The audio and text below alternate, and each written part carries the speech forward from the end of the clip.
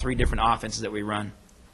On the flip side, anybody that's kind of exceeded your expectations and who's played better? Well, Jordan Lewis, I think you have a chance to ask him some questions today. Jordan came in this year as really kind of an unknown, and I think he's leading us in minutes, or in the top 2 or 3 in minutes, because he brings so much basketball IQ to what we do offensively and defensively. At 6'3", 6'4", he's playing the 4 for us. He's led us in scoring. We've been one of the top 2 scorers in a couple games because he uses quickness and intelligence and spacing to really find his shots and his niches. He's also one of, if not our best defender on the ball and one of our best off the ball. We'd like him to be 6'8" or 6'9", so he's working on that as well. We'll see if he can continue to extend his length.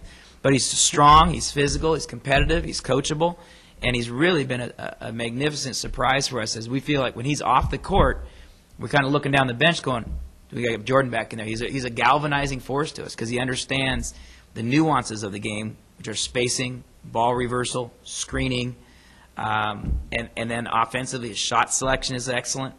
He's just been a spectacular surprise for us. Looking around the last couple of weeks, the Big West, I mean, it seems like there's been some success that the conference has had early on. I mean, it seems like some of the other teams, they've really stepped up their schedule. They've been playing some top 25 teams. They've had success against some of those teams.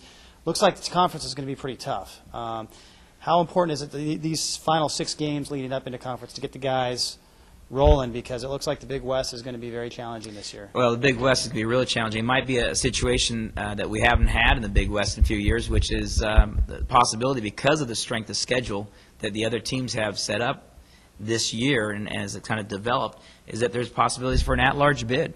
I mean, it's been basically a one-bid conference for the last couple of years, that the automatic bid has only gone to the Big West tournament champion. I think Pacific was able to get an at-large maybe one time over the last 5 or 6 years, and I'm not sure exactly those stats, but the realities are that when you have teams going to play Pac-10 teams and beating Pac-10 teams and going to the Big Ten and going places and winning games, it starts the conversation, as well as we've dramatically improved our preseason schedule. If you look at our strength of schedule ranking, obviously you need to win some of those games to really improve your RPI, but that's the first step. And I think you've seen a commitment with Long Beach State's schedule.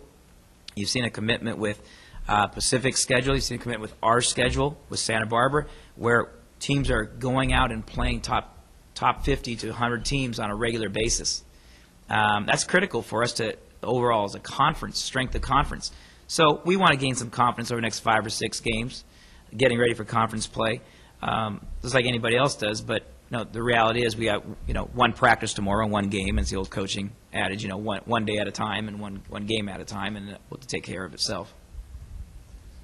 Hey, Joe, a little earlier you had said more important than winning, you're looking for continual improvement or continuous improvement. Would you take a win at any degree of improvement, pro or con, right now? Well, I wouldn't take a win over the fact that we suddenly go backwards in the sense of our discipline. We go backwards in the sense of teamwork. I don't want to take a win. I mean, winning sometimes can be a dirty byproduct of luck or not doing things the right way. If you want to win consistently for the long term, you've got to do things correctly for the long term. You have to hold players accountable for all decisions, offensively and defensively. Eventually gets to a point that conference play, winning a game on a last-second shot, we'll take it no matter how it goes down. But right now, we feel like we have another month of development. We certainly want to win games, but we need the month of December to really continue to improve our perimeter defense, to continue to improve our shot selection, our field goal shooting percentage. I would take that over W's, because ultimately to do what we need to do in conference, we've got to have the defensive discipline, the perimeter discipline, the offensive discipline to be successful in January, February. You can't be too afraid. Sometimes you have to sit someone for them to learn the discipline that they need to be successful in January and February, or else you kind of sell out to the byproduct instead of the process. And the process you have to go through the process if you want to have success in January and February. Can you or do you evaluate your team without even looking at stats? Daily. We don't look at stats for practice every day. I mean, that's one of the biggest deals. I mean, playing time is determined during practice.